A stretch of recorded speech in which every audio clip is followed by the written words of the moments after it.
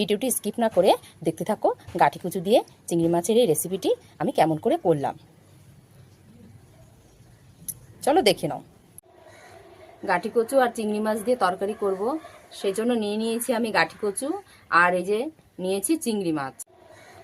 গাঁঠি কচু আর চিংড়ি মাছ দিয়ে তরকারি করব, সেই জন্য নিয়ে নিয়েছি আমি গাঁঠি কচু, আর এই যে নিয়েছি চিংড়ি মাছ। কেটে আমি একটু জলে ভাপিয়ে নিয়েছি, এটা জল থেকে নামিয়ে ভালো করে ধুয়ে নেব, তারপর আমি রান্নার প্রসেস শুরু করব।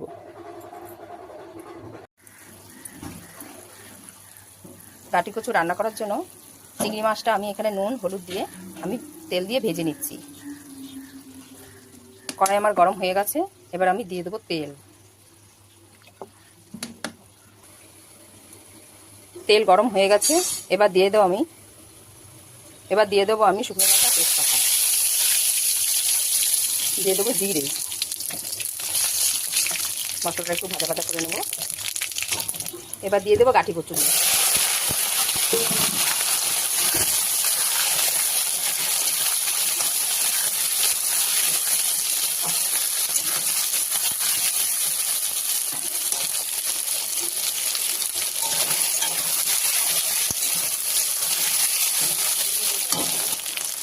দিয়ে দেবো একটু হলুদ আর একটু নুন। গাঁঠি কচুকে এভাবে নেড়েছে একটু ভাজা ভাজা করে নেব।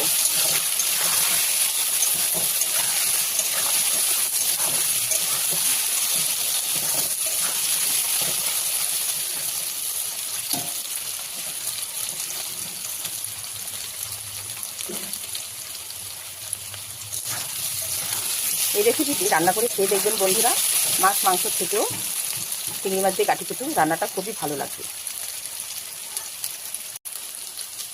গাঁঠি কচুটা ভাজা হয়ে গেছে, এবার আমি দিয়ে দেবো এর মধ্যে 1 চামচ কাঁচা লঙ্কা পেস্ট, দিয়ে দেবো 1 চামচ হলুদ গুঁড়ো, দিয়ে দেবো 1 চামচ লঙ্কার গুঁড়ো। যেহেতু আমার আগে নুন দেওয়া ছিল, এখন নুন দেবো পরিমাণ মতন।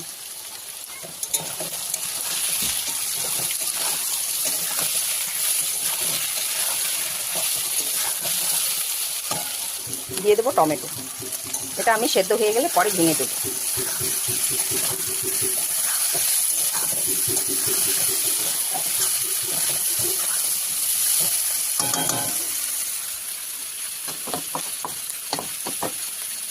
চিংড়ি মাছও ভাজা প্রায় হয়ে গেছে,